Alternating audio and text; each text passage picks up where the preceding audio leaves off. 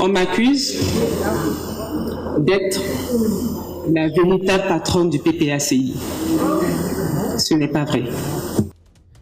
Eh bien les amis, aujourd'hui on se capte pour une nouvelle note d'information du côté de la Côte d'Ivoire où nous avons Nadi Bamba, épouse de Laurent Gbagbo, qui en ce moment est véritablement en train de prendre le devant des choses en ce qui concerne la campagne électorale de son mari Laurent Gbagbo, qui s'est déjà officiellement déclaré comme candidat aux futures échéances électorales. C'est devant une foule enthousiaste que Nadi Bamba Gbagbo a pris la parole lors de la cérémonie d'investiture du mouvement. La messagère de Laurent Gbagbo, dans un discours mêlant ironie et détermination, a lancé un message fort à ses partisans, affirmant que le PPACI est prêt pour l'échéance présidentielle de 2025. D'entrée, elle a fait référence à une déclaration récente de la présidente du Sénat, Kandia Camara, qui avait comparé l'élection présidentielle à une rencontre sportive, reprenant une phrase célèbre du footballeur camerounais Samuel Eto'o. Selon Kandia Camara, les opposants iront dormir à 19 h le 25 octobre 2025, convaincus d'une victoire certaine d'Alassane Ouattara.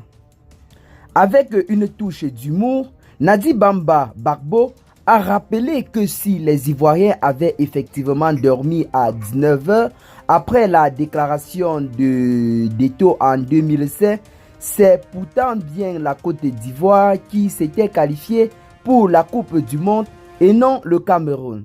Au-delà de cette anecdote, la vice-présidente du PPACI a salué le ton mesuré de la ministre Kandia Camara, soulignant que cette approche augurait dans une campagne électorale apaisée.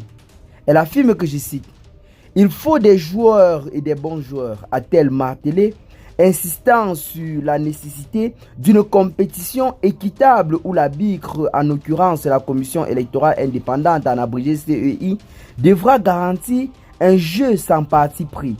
Se tournant vers son auditoire, Nadi Bamba a exalté l'engagement de Ganois, des grands joueurs tels que Didier Drogba, Zakora Maestro, Kandia Keita, Masgradel et Franck Kessié.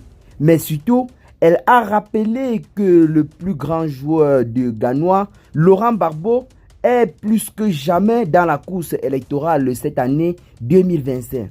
Cette référence scandée avec emphase a suscité un tonnerre d'applaudissements dans l'assistance et au sein de la foule.